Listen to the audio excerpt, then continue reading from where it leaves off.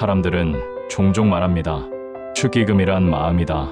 하지만 그 마음이라는 것이 때로는 사람을 무겁게 짓누르기도 합니다. 저는 50 중반의 평범한 가장입니다. 작은 회사에서 월급을 받으며 아내와 함께 소박하게 살아왔습니다.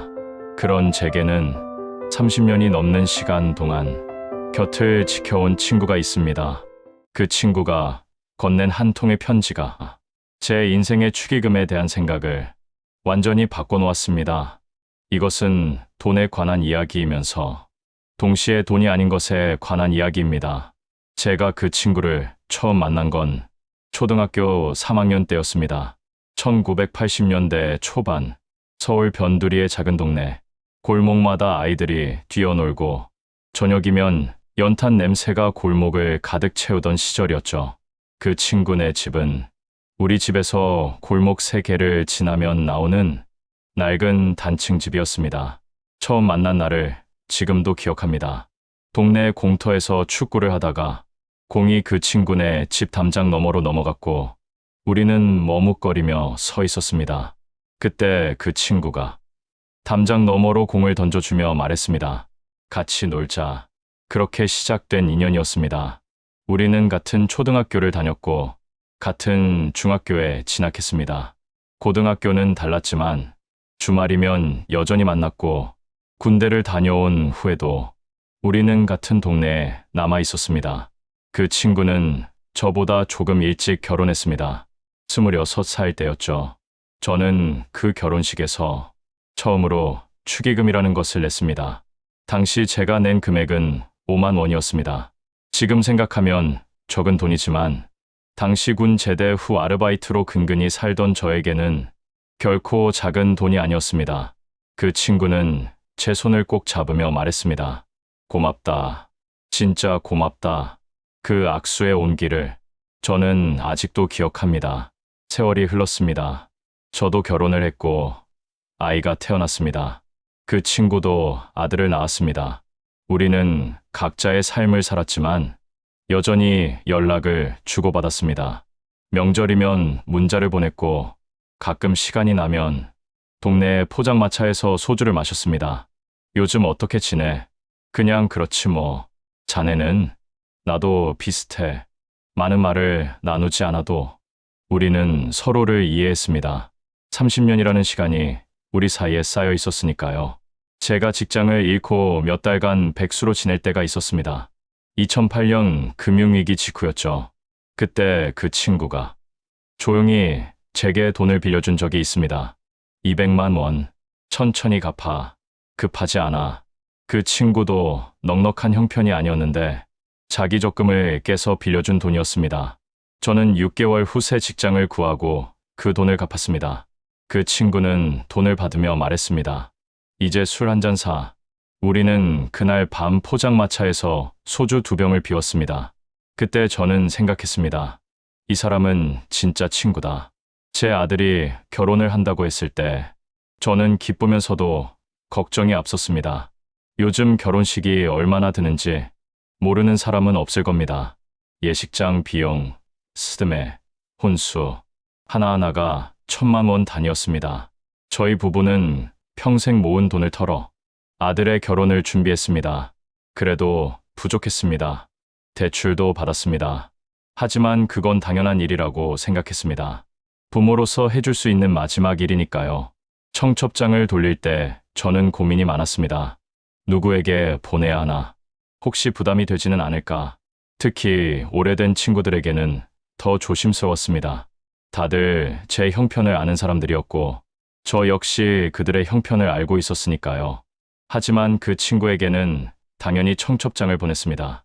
30년 넘게 알고 지낸 사이인데 결혼식에 초대하지 않는다는 건 오히려 예의가 아니라고 생각했습니다. 결혼식 날이 밝았습니다. 예식이 시작되기 1시간 전쯤 그 친구가 도착했습니다. 멀리서도 알아볼 수 있었습니다. 30년을 알고 지낸 사람이니까요. 왔구만. 축하하네. 우리는 악수를 나눴습니다. 그리고 그 친구는 조용히 축의금 봉투를 제 손에 쥐어주었습니다. 이거 밖에 저는 그 봉투를 받으며 가볍게 고개를 숙였습니다. 고맙네. 와줘서 고마워. 그때는 몰랐습니다. 그 봉투 안에 얼마가 들어있는지. 예식이 끝나고 피로연까지 모두 마친 후 저녁 무렵이 되어서야 저희 부부는 축의금을 정리할 수 있었습니다. 하나하나 봉투를 열며 장부에 기록했습니다. 그러다가 그 친구의 봉투를 열었습니다. 안에는 100만 원이 들어 있었습니다. 저는 순간 숨이 멎는 것 같았습니다. 여보, 이거. 아내도 놀란 표정으로 그 돈을 바라보았습니다. 100만 원이네. 우리는 한동안 말없이 그 돈을 바라보았습니다. 100만 원. 그 친구의 형편을 아는 저로서는 그 돈이 얼마나 큰 돈인지 알고 있었습니다. 그 친구도 저처럼 평범한 월급쟁이였습니다. 아들 대학 등록금에 집 대출 이자에 매달 빠듯하게 살아가는 사람이었습니다. 그런 사람이 100만 원을 축의금으로 낸 것입니다. 저는 그날 밤 그 친구에게 전화를 걸었습니다. 야, 너무 과하게 한 거 아니냐? 그 친구는 웃으며 말했습니다. 뭐가 과해? 자네 아들 결혼인데 30년 친구 아들 결혼이면 이 정도는 해야지. 하지만 됐어. 나중에 우리 아들 결혼할 때 자네도 똑같이 하면 되지. 그 말에 저는 더 이상 아무 말도 할 수 없었습니다. 전화를 끊고 나서 저는 한참을 멍하니 앉아 있었습니다. 고마움과 동시에 무거운 책임감이 느껴졌습니다. 나도 나중에 똑같이 해야 하는구나. 그 생각이 제 마음 한켠에 조용히 자리 잡았습니다. 그로부터 3년이 흘렀습니다. 어느 날 우편함에 청첩장 한 통이 꽂혀 있었습니다. 보낸 사람은 그 친구였습니다. 아, 드디어 친구의 아들도 결혼을 하는구나. 청첩장을 열어보니 예식 날짜가 2달 후였습니다. 저는 청첩장을 들고 거실로 들어갔습니다. 아내에게 보여주며 말했습니다. 여보, 이거 봐. 친구 아들이 결혼한대. 아내는 청첩장을 받아들고 잠시 들여다보더니 조용히 말했습니다. 축의금 얼마 해야 할까? 그 질문에 저는 대답하지 못했습니다. 사실 답은 정해져 있었습니다. 그 친구가 제 아들 결혼식에 100만 원을 냈으니 저도 100만 원을 내야 한다. 그게 예의고, 그게 우정이고, 그게 상식이라고 생각했습니다. 하지만 현실은 그렇게 단순하지 않았습니다. 그 3년 사이 우리 집 형편은 나아지지 않았습니다. 아니, 오히려 더 어려워졌습니다. 아들 결혼 때 받은 대출금을 아직 다 갚지 못한 상태였습니다. 매달 원금과 이자를 갚느라 저희 부부의 통장은 늘 바닥이었습니다. 게다가 그 사이 아내가 건강이 안 좋아져 병원을 자주 다니게 되었습니다. 큰 병은 아니었지만 만성질환이라 꾸준히 약을 먹고 관리해야 했습니다. 병원비, 약가, 하나하나는 크지 않았지만 쌓이고 쌓이면 만만치 않은 금액이었습니다. 저는 청첩장을 식탁 위에 놓고 한참을 바라보았습니다. 100만 원. 그 금액이 마치 산처럼 느껴졌습니다. 그날 밤부터 저는 잠을 제대로 이루지 못했습니다. 침대에 누워 천장을 바라보며 계속 계산을 했습니다. 이번 달 월급에서 대출 이자 빼고, 공과금 빼고, 생활비 빼고, 병원비 빼고, 아무리 계산해도 100만 원이 나오지 않았습니다. 며칠 후 저녁 식사를 마치고 아내가 조심스럽게 말을 꺼냈습니다. 여보, 그 축의금 말인데. 응, 우리 어떻게 해야 할까? 저는 숟가락을 내려놓고 아내를 바라보았습니다. 아내의 얼굴에는 걱정이 가득했습니다. 100만 원 해야겠지. 하지만 우리 형편이. 알아. 나도 알아. 하지만 그 친구가 우리 아들 결혼식 때 100만 원을 냈잖아. 아내는 한숨을 쉬었습니다. 그건 그렇지만 우리 지금 여유가 없잖아. 그래도 해야지. 안 하면 친구한테 미안하잖아. 아내는 한참을 말없이 앉아 있다가 조용히 말했습니다. 그럼 대출을 좀 더 받을까? 그 말을 듣는 순간 제 가슴이 철렁 내려앉았습니다. 대출을 더 받는다. 빚을 더 진다. 하지만 다른 방법이 없었습니다. 결혼식 한 달 전, 저는 은행에 갔습니다. 대출 상담을 받기 위해서였습니다. 얼마나 필요하십니까? 100만 원입니다. 상담원은 잠시 저를 바라보더니 서류를 꺼냈습니다. 신용대출로 진행하시면 됩니다. 금리는 연 8.5%이고요. 저는 그 말을 들으며 고개를 끄덕였습니다. 연 8.5%, 100만 원에 대한 이자가 한 달에 약 7천 원. 작은 돈이 아니었지만 어쩔 수 없었습니다. 서류에 도장을 찍고 통장에 100만 원이 입금되는 걸 확인했습니다. 은행을 나서는 발걸음이 무거웠습니다. 결혼식 전날 밤, 저는 새 봉투에 100만 원을 넣었습니다. 10만 원권 지폐 10장. 그 지폐들을 하나하나 세며 저는 복잡한 심경이었습니다. 이게 맞는 걸까? 빚을 내서까지 축의금을 내는 게 정말 우정일까? 하지만 이미 결정한 일이었습니다. 봉투를 정성스럽게 접고 겉면에 축하 메시지를 적었습니다. 그 글씨가 왜 그렇게 떨려 보였는지 모르겠습니다. 결혼식 당일 저희 부부는 일찍 집을 나섰습니다. 지하철을 타고 예식장으로 향했습니다. 차창 밖 풍경을 바라보며 저는 계속 생각했습니다. 친구가 좋아할까? 내가 100만 원을 내는 걸 보면 부담스러워하지 않을까? 예식장에 도착했습니다. 입구에는 이미 많은 하객들이 모여 있었습니다. 저는 축의금 봉투를 주머니에서 꺼내 손에 꼭 쥐었습니다. 그 봉투가 마치 뜨거운 것처럼 느껴졌습니다. 예식장 안으로 들어서자 멀리서 친구가 보였습니다. 신랑 아버지 예복을 입고 하객들을 맞이하고 있었습니다. 저를 발견한 친구가 환하게 웃으며 다가왔습니다. 왔구만, 이 사람. 축하하네. 우리는 악수를 나눴습니다. 친구의 손은 따뜻했습니다. 아내도 함께 왔네. 그럼 당연하지. 저는 주머니에서 봉투를 꺼냈습니다. 그리고 친구에게 조용히 건넸습니다. 이거 받게. 친구는 봉투를 받으며 가볍게 고개를 숙였습니다. 고맙네. 정말 고마워. 그 순간 저는 친구의 표정을 유심히 봤습니다. 혹시 봉투의 두께를 보고 눈치채지 않을까? 혹시 부담스러워하지 않을까? 하지만 친구는 그저 고마운 표정으로 봉투를 받았을 뿐이었습니다. 예식이 시작되었습니다. 신랑이 입장하고 신부가 입장했습니다. 하지만 저는 예식에 집중할 수가 없었습니다. 계속 친구의 뒷모습만 바라보고 있었습니다. 저 사람도 나처럼 아들 결혼 준비하느라 고생 많았겠지. 그런 생각을 하니 제가 낸 100만 원이 조금은 의미 있게 느껴졌습니다. 피로연을 마치고 예식장을 나서며 저는 친구에게 말했습니다. 수고했네. 정말 고맙네. 와줘서 당연한 거지. 친구는 제 어깨를 툭 쳤습니다. 나중에 시간 나면 소주 한잔 하세. 그래, 그러자. 집으로 돌아오는 길, 저는 아내에게 말했습니다. 잘한 것 같아. 응, 잘했어. 그래도 빚이 늘었네. 천천히 갚으면 되지. 하지만 마음 한켠이 여전히 무거웠습니다. 결혼식이 끝나고 일상으로 돌아왔습니다. 다시 출근하고, 다시 일하고, 다시 퇴근하는 반복되는 일상. 저는 매달 대출 이자를 갚으며 조금씩 원금도 갚아나가기 시작했습니다. 100만 원. 그 돈을 갚는데 아마 1년은 걸릴 것 같았습니다. 결혼식이 끝난 지 일주일쯤 지난 어느 날, 퇴근 후 집에 돌아와 우체통을 확인하는데 등기우편 한 통이 꽂혀 있었습니다. 보낸 사람을 확인하는 순간 저는 가슴이 철렁 내려앉았습니다.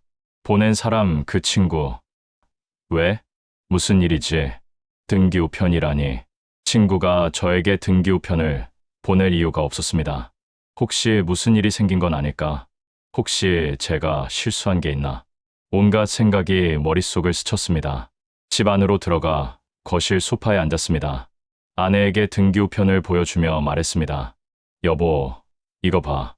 친구한테 등기가 왔어. 등기. 왜? 나도 모르겠어. 저는 조심스럽게 봉투를 뜯었습니다. 손이 약간 떨렸습니다. 봉투 안에는 편지 한 장과 또 다른 봉투 하나가 들어 있었습니다. 저는 먼저 편지를 꺼냈습니다. 편지지를 펼치는 순간 친구의 손글씨가 눈에 들어왔습니다. 요즘 시대의 손으로 편지를 쓰는 사람이 얼마나 될까요? 친구의 글씨는 조금 삐뚤빼뚤했지만 정성스러웠습니다. 한 글자 한 글자 또박또박 쓴 흔적이 보였습니다. 저는 천천히 그 편지를 읽기 시작했습니다. 이 사람아, 편지는 그렇게 시작되었습니다. 친구가 저를 부를 때 늘 쓰던 호칭이었습니다. 자네 결혼식 다녀와서 집사람이랑 축의금 정리하다가 자네가 낸 돈을 받네. 100만 원. 순간 가슴이 철렁했네. 이 사람아, 내가 자네 형편 다 아는데 무슨 100만 원인가. 자네 아들 결혼하고 대출 아직 안 갚은 거 나 안 해. 자네 아내 건강 안 좋아서 병원 다니는 것도 안 해. 그런데 100만 원이라니. 자네가 그 돈 마련하느라 얼마나 고생했을지 나는 다 알고 있네. 그 문장을 읽는 순간 제 눈시울이 뜨거워졌습니다. 옆에서 아내도 제 어깨 너머로 편지를 보며 눈시울을 붉혔습니다. 축의금이 뭐라고 우정을 이렇게 무겁게 만들었는가. 내가 자네 아들 결혼식 때 100만 원 낸 건 내가 그때 형편이 괜찮았기 때문이네. 자네한테 부담 주려고 그런 게 아니었네. 그냥 내 조카 같은 자네 아들이 결혼한다기에 기쁜 마음으로 낸 거였네. 그런데 자네가 그걸 빚으로 생각하고 똑같이 갚으려 했다니. 이게 자네 우정이면 나는 자네 친구 아니네. 그 문장을 읽는 순간 저는 더 이상 참을 수 없었습니다. 눈물이 뺨을 타고 흘러내렸습니다. 나는 자네 친구네. 30년 넘게 함께 걸어온 친구네. 친구라면 상대의 형편을 헤아려야 하는 거 아닌가. 자네가 어려운 거 알면 나는 더 챙겨야지. 자네한테 부담 주면 안 되는 거지. 그게 우정 아닌가. 10,000원이면 충분하네. 10,000원이면 자네 마음 알지. 자네가 와준 것만으로도 나는 충분히 고마웠네. 저는 편지를 읽으며 목이 메었습니다. 편지는 계속 이어졌습니다. 그래서 이 돈을 돌려보내네. 이 돈을 안 받으면 나는 자네를 친구라고 부르지 않겠네. 자네가 이 돈으로 대출 좀 갚고 아내 병원비에 보태고 남은 돈으로 자네 부부 맛있는 거 먹게. 그게 나한테는 100만 원짜리 축의금보다 훨씬 더 기쁜 일이네. 시간 나면 포장마차에서 소주 한잔 하세. 편지는 그렇게 끝났습니다. 저는 떨리는 손으로 편지와 함께 들어있던 또 다른 봉투를 열었습니다. 그 안에는 수표가 들어 있었습니다. 금액 99만 원. 99만 원. 친구는 제가 낸 100만 원에서 10,000원만 남기고 나머지를 모두 돌려보낸 것이었습니다. 저는 그 수표를 들고 한참을 말없이 앉아 있었습니다. 옆에서 아내가 조용히 울고 있었습니다. 여보, 아내의 목소리가 떨렸습니다. 이런 친구가 어디 있어? 저도 고개를 끄덕이며 눈물을 닦았습니다. 그러게, 우리 부부는 한참을 그렇게 말없이 앉아 있었습니다. 편지와 수표를 번갈아 보며 친구의 마음을 되새겼습니다. 그날 밤, 저는 잠을 이룰 수 없었습니다. 침대에 누워 천장을 바라보며 계속 생각했습니다. 30년, 그 시간 동안 우리는 함께 웃고, 함께 울고, 함께 성장했습니다. 하지만 저는 그 우정을 돈으로 계산하려 했습니다. 그 사람이 100만 원 했으니 나도 100만 원 해야 한다. 그게 예의라고, 그게 우정이라고 착각했던 것입니다. 하지만 친구는 그렇게 생각하지 않았습니다. 친구에게 우정은 주고받는 것이 아니라 함께 나누는 것이었습니다. 상대가 힘들 때 더 챙겨주는 것, 상대에게 부담 주지 않는 것, 그게 진짜 우정이었습니다. 다음 날 오전, 저는 은행에 갔습니다. 일주일 전 100만 원을 대출받았던 그 은행, 창구 직원에게 말했습니다. 대출 상환하러 왔습니다. 네, 고객님, 전액 상환하시는 건가요? 네, 99만 원을 입금하고 나머지 10,000원과 이자는 제 돈으로 채웠습니다.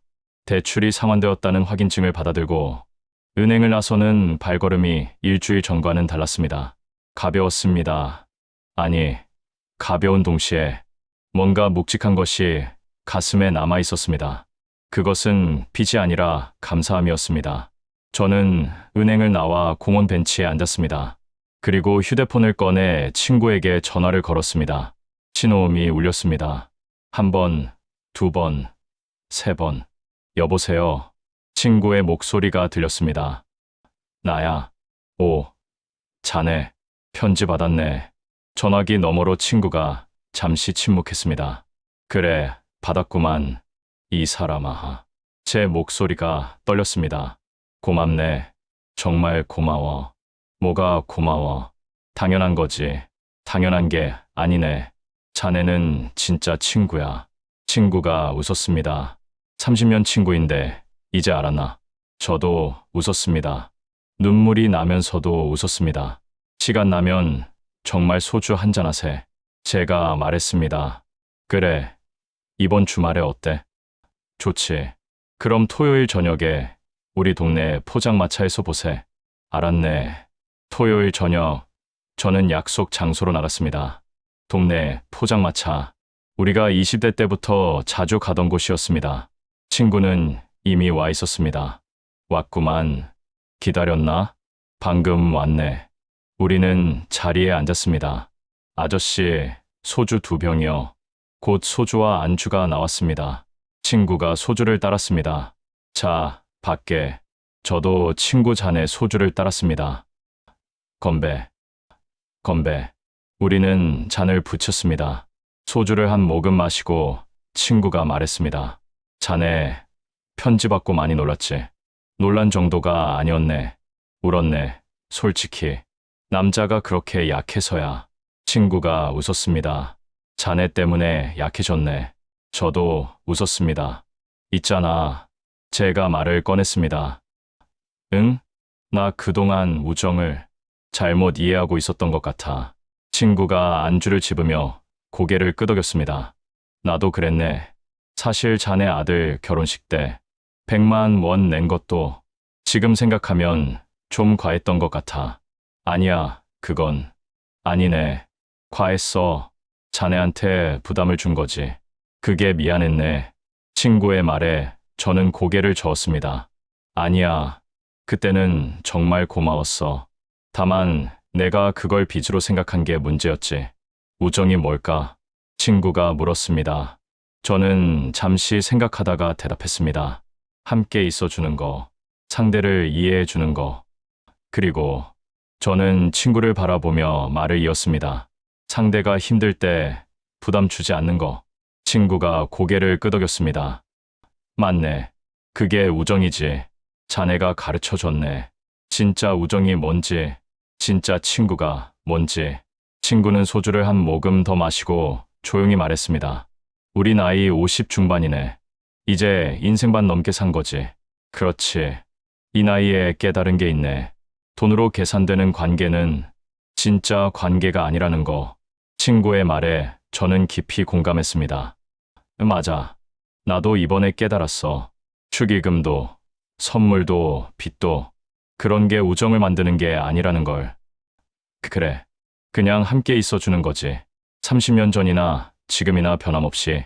우리는 소주를 다 비우고 2번째 병을 땄습니다. 앞으로는 이러지 말자. 친구가 말했습니다. 뭘, 축의금 때문에 고민하고 빚내고 그러지 말자. 그래야지. 이제 알았어. 10,000원이면 충분해. 아니, 10,000원도 부담되면 5,000원도 괜찮아. 그래. 중요한 건 금액이 아니라 마음이니까. 저는 고개를 끄덕이며 잔을 들었습니다. 그래. 마음이지. 우리는 다시 잔을 붙였습니다. 친구의 편지를 받은 지 1년이 흘렀습니다. 그 사이 많은 일이 있었습니다. 아내의 건강이 좋아졌고, 저도 회사에서 작은 승진을 했습니다. 경제적으로 조금 여유가 생겼습니다. 하지만 저는 예전처럼 무리하지 않았습니다. 여유가 생긴 만큼 저축을 하고, 가끔 아내와 외식을 하고, 작은 여행을 다녔습니다. 그해 가을, 제 조카가 결혼을 했습니다. 청첩장을 받고 저는 고민 없이 5만 원을 준비했습니다. 예전 같았으면 최소 10만 원은 했을 텐데, 이제는 부담 없이 제 형편에 맞게 준비했습니다. 결혼식장에서 조카를 만났을 때 조카가 말했습니다. 삼촌 와주셔서 감사해요. 축하한다. 삼촌 요즘 건강하시죠? 응, 괜찮아. 조카는 축의금 금액을 전혀 신경 쓰지 않는 것 같았습니다. 오히려 제가 와준 것 자체를 더 기뻐했습니다. 그 순간 저는 깨달았습니다. 사람들은 생각보다 금액에 연연하지 않는다는 것을, 진심으로 축하해주고 함께 기뻐해주는 것이 더 중요하다는 것을. 어느 주말 아들이 집에 놀러 왔습니다. 결혼 후 처음으로 아내와 함께 온 것이었습니다. 저녁 식사를 하며 저는 아들에게 친구 이야기를 들려줬습니다. 아빠한테 30년 넘게 알고 지낸 친구가 있단다. 네, 알아요. 결혼식 때 오셨던 분이죠. 그래, 그분이 아빠한테 인생에서 가장 중요한 걸 가르쳐 주셨어. 뭔데요? 우정은 주고받는 게 아니라 함께 나누는 거라는 것. 아들은 고개를 끄덕이며 들었습니다. 너도 그런 친구 있니? 대학 때부터 알고 지낸 친구들이 있긴 한데 그 친구들 소중히 해라. 오래 함께 할 수 있는 친구는 인생의 가장 큰 재산이야. 아들이 진지한 표정으로 대답했습니다. 네, 아빠, 명심할게요. 그때 며느리가 조심스럽게 말했습니다. 아버님, 저도 그 이야기 들으니까 감동이에요. 그래. 네. 요즘 세상에 그런 우정이 어디 있어요. 저희도 그렇게 살고 싶어요. 돈이나 체면보다는 진심을 더 중요하게 생각하면서요. 그 말을 듣는 순간 저는 가슴이 뭉클했습니다. 아, 다음 세대에게도 이 가치가 전해지는구나. 친구와는 여전히 자주 만났습니다. 한 달에 한두 번 포장마차에서 소주를 마시며 일상을 나눴습니다. 요즘 어때? 그냥 그렇지 뭐. 자네는? 나도 비슷해. 많은 말을 하지 않아도 우리는 서로를 이해했습니다. 30년이 넘는 시간이 우리 사이에 쌓여 있었으니까요. 친구도 잘 지내고 있었습니다. 아들 부부가 손주를 낳아 친구는 할아버지가 되었습니다. 야, 손주 보니까 어때? 아이고, 세상에 이렇게 예쁜 게 어디 있나 싶더라. 그렇겠지. 나도 빨리 보고 싶네. 자네도 곧 볼 거야.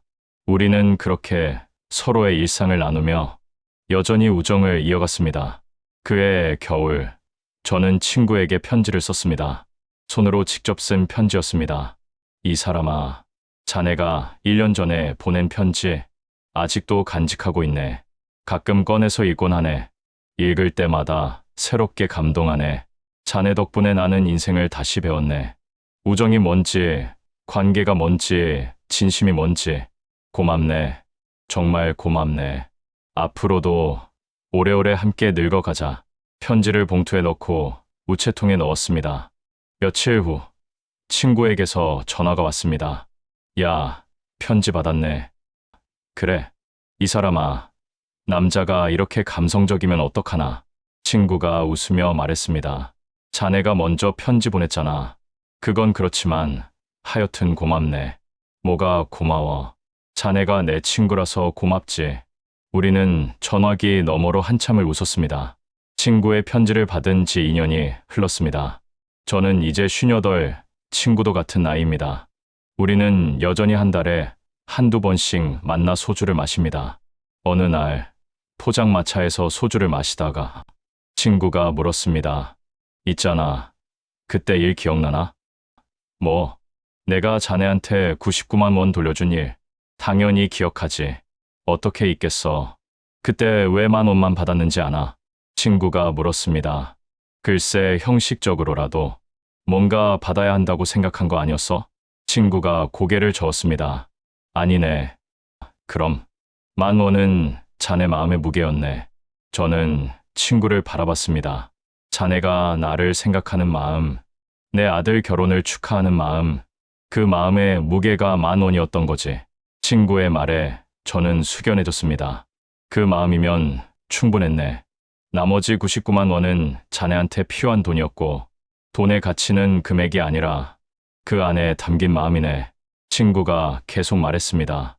100만 원이든 10,000원이든 진심이 담겨 있으면 그게 진짜 가치 있는 거지. 저는 고개를 끄덕였습니다. 자네 말이 맞아. 나도 이제 알아. 그래서 나는 자네의 10,000원이 누구의 100만 원보다 소중했네. 그 말을 듣는 순간 제 눈시울이 뜨거워졌습니다. 우리 이제 환갑이 다 됐네. 제가 말했습니다. 그러게, 세월 참 빠르지. 30년 넘게 친구로 지냈으니 이제 40년을 향해 가는 거네. 그래, 40년, 50년 죽을 때까지 친구하자. 친구가 잔을 들었습니다. 저도 잔을 들어 친구의 잔과 붙였습니다. 그래, 죽을 때까지. 이 이야기는 실화를 바탕으로 재구성되었습니다. 오늘도 어디선가 30년 우정을 이어가는 두 친구가 있을 것입니다. 그들에게 이 이야기를 바칩니다. 그리고 진심으로 함께하는 모든 관계에 경의를 표합니다. 당신의 곁에는 어떤 친구가 있나요? 오늘 그 사람에게 연락해보세요. 그것만으로도 충분합니다.